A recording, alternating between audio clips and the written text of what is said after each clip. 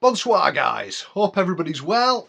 We're going to get into brushless again. This might be the last video that I do regarding the brushless setups, and not trying to convince it's the right way, even though I think eventually it is the right way. Go over some of the learnings, some of the points, some of the good things, some of the findings that I've had, with potentially a bit of an inconvenient truth. There's a big script, apologies, I've had to write things down so it's not quite off the cuff as normal. The goal here hasn't been to try to reinvent the wheel using brushless systems in these fantastic little cars. It was to try to find a better and more simple way of running them, and at the very least level the playing field a bit. So the ability to win didn't come down to whether or not you'd studied the dark arts of motor prep and the deepest, darkest depths of Mordor, or you've been to the Jedi school of battery management and charging, so you knew exactly when to charge and when to repeak and when to discharge and all the other rubbish that goes on with all making these cars very fast. It was just to try to simplify things. And with that in mind, I think I've proved that it is a simpler way of doing things. Not better, not worse, definitely simpler. Some quick bullet points here from things that feedback I've had, quick points and stuff like that. So we'll get into that now, and I'll try to give some, not answers, because I'm not trying to sell this to anybody. I haven't got skin in the game or anything. It'll be way too fast. Bollocks. Turn it down. Use the controls you've got. I'm running a 13.5 brushless at 60 odd percent. Another car, Nathan, he's running a 13.5 turn brushless at 80%. We've got another guy running a 4000 kV Banggood Special, but he's about to swap to a 17.5 turn brushless. He'll probably end up running that at least 80%. And then we've got another guy running a 25.5 turn at I think about 100%, and he's organising all his gearing and all his speed and tweaks that way through just different gear setups. So there's a huge range of motors to choose from there. And is it too fast? Not really. Nobody's setting the world on fire. We certainly haven't come close to any of the fastest lads' lap times. So I don't really see that as an argument. Maybe on a much bigger track, maybe. It'll be far too expensive.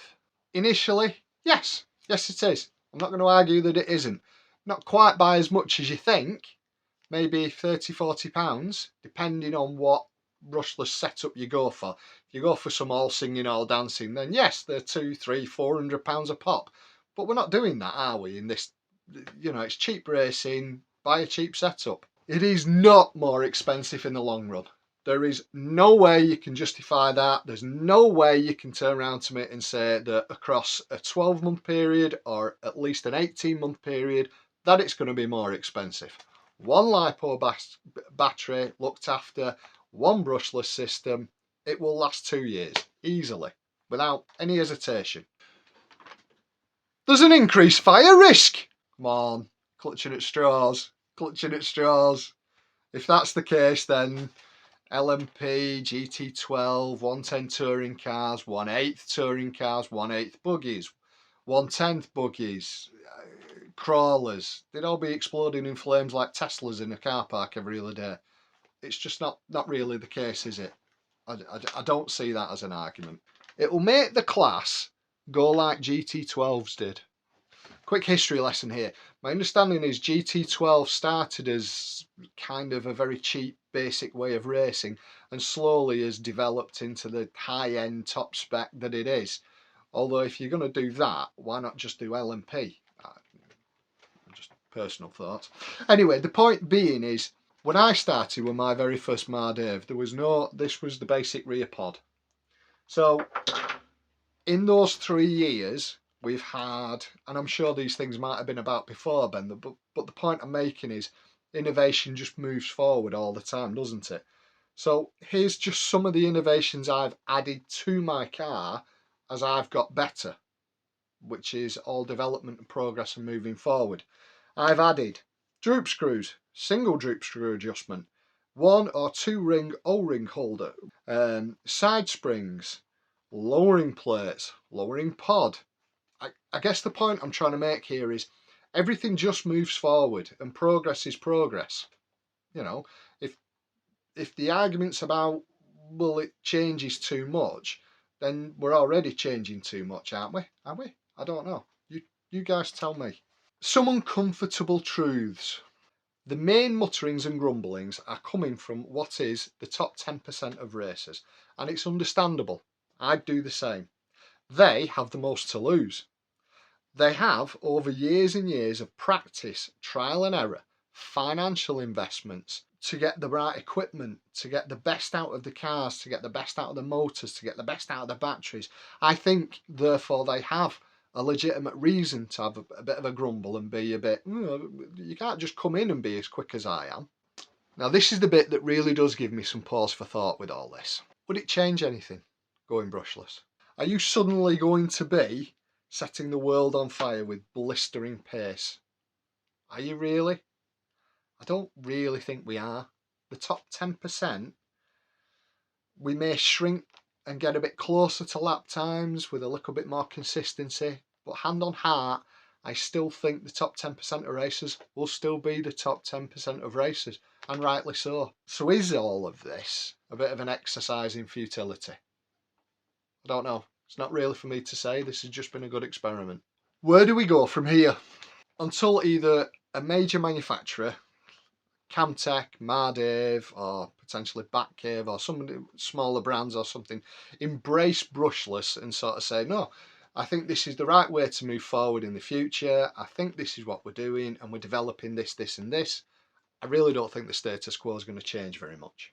And maybe it shouldn't. I have a lot of gratitude and thanks, and it's been great that Ignition Raceway has allowed this little experiment to take place and go ahead over the past few weeks, as I know they'll have felt pressure to quash it. However, this has been embraced, and my understanding is the next Thursday night championship there will be an outlaw class for mini and hot hatch, whatever you want to run. They will all run together for 8 weeks. The best 6 results to count across those 8 weeks. The only caveat to all this is you must be in control of your car. Anybody running something that is deemed as dangerous, or their driving is dangerous, either in a way that's going to damage other cars or damage the track, then it will be pulled off by the race commissaire. Commissaire, posh word for you there, Howard. It's nice that they've embraced it and want to carry on and have a bit of a go. After that, who knows? Who knows what the future is for it all. For myself, my racing will continue, and I'll carry on with my hot hatch setup as it is, and keep giving you quick updates and tweaks, and I've done this, I've done that, I've done the other, but there won't be this in-depth type of deep dive that I'm trying to not convince people, but just run through what I've found. Okay, as my intention is to start with the bouncy buggies over the next coming couple of months, so I want to try to focus on seeing how they work. Now, as always, we always end in a race, and there are now 4 cars that are regularly running brushless at Ignition. So we've now got our very first full brushless heat of hot hatches. Let's see how we get on. So what's everybody running? Rob's running a 2S Surpass Halbay uncensored brushless motor. I'm running my 2S LiPo with a 13.5 turn censored brushless motor. Andy's running a 2S LiPo with a 25.5 turn just stock brushless motor. Nathan's running the same £15 Chinese ESC and a censored 13.5 brushless motor. Let's see how we get on. The snafu count has been set to 0. And let's see how we do. We're off. Not a bad start. Nathan, Andy, Bren, Rob. Quite close. Ooh, Andy just snuck through on Nathan. Nathan stuffed it in a wall. I got through. So at the end of the first lap, we've got Andy leading from Bren, from Rob, from Nathan. So first place has become last. Will he do anything about that? I need to keep my composure now and try to set off after that 25.5 turn brushless motor. Really makes life dead straightforward and simple. just got to be consistent and drive smoothly. Andy ran a bit wide there, so I think I gained a bit of time on him. And he's definitely had a snafu there, so that's the first snafu of the day. Rob's doing his kamikaze run through. Nathan scares me into a wall. So at the end of this lap, we've got Andy in first place, Nathan back into second, I'm in third, and Rob's in fourth. How quickly it all changes. Let's see how we got on now. Settle down into it, Bren, and see if you can't set off after them. 6-minute finals, so there's no panic, no rush. Plenty of time for people to make mistakes, just like that. So that'll be the third snafu of the day. Let's Rob come through. So at the end of that lap, I think we've got Andy still holding off Nathan. We've got Rob in third place, and I'm back in fourth. I do like coming through from the back. Who misses?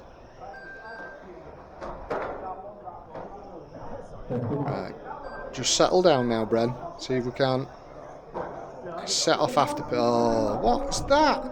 Poor snafu there. Trying too hard. The one comment I'll make with the brushless, I'm always struggling a little bit for rear end grip. I don't know if that's something I could change with, whether or not I just need to get better at throttle control, or whether there's a little setting I could possibly change on how the power curve's delivered. It always seems a little bit like I'm struggling for rear end grip. But I digress from the fact that I just drove poorly. Anyway, as I say, still we must only be a couple of minutes into this race now, so good heat. Andy's had a bit of a snafu there, so that's brought me back up close to him.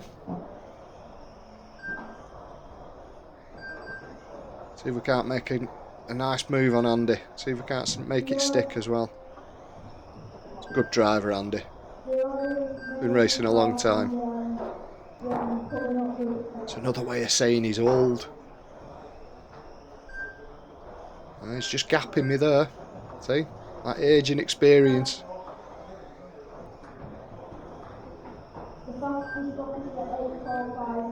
Stick with him, Bren. Don't let him get away. So I think Nathan's well out in the front now. And some Rob's in second. Andy's in third. And I'm in fourth. So it is quite... Oh, Rob's had a bit of a rollover. He's took out Andy at the same time. So I'll capitalise on them two trying to play Demolition Derby. And I'm away. And in the back of my head now, I'm thinking, fast but clean, Bren. Fast but clean. Try to pull away. I think Nathan's put a lap now on Rob. Andy's not letting me go. Only within a couple of corners of me still.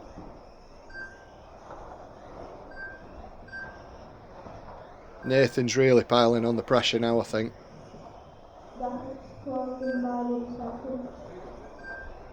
Probably just over halfway through. And I know what it'll be in Nathan's head. He's really competitive, so it'll be alright. I haven't done well now unless I lap the field.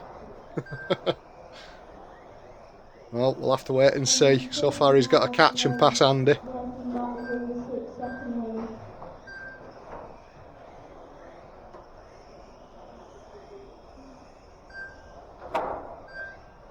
Getting a bit more into a groove. The secret now for this track seems to be, as you come through this hairpin now, you need to really back off the gas and just drive it through, because there's a couple of really big bobbles at different places on entry to the corner, and it can really unsettle the car. Certainly unsettles these, but it really unsettles the minis. So you've just got to be patient and drive through it, and then really get back on pushing through corners and applying the power again. Of course, that's good advice sat here whilst I'm commentating. I don't always do that. Oh, Rob's had another bit of an issue, so I've managed to get a lap on Rob. Nathan's now behind me. He's clearly passed Andy. So no, you're not coming past.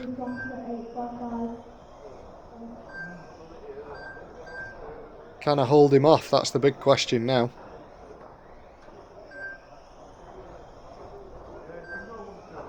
Not too much of this race left now, so try to stay consistent, Bren. Rob's having no end of issues there.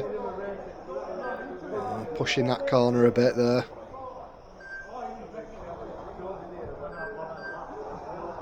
Oh, he's really piling on the pressure now. Just don't make any mistakes. He caught a rail there.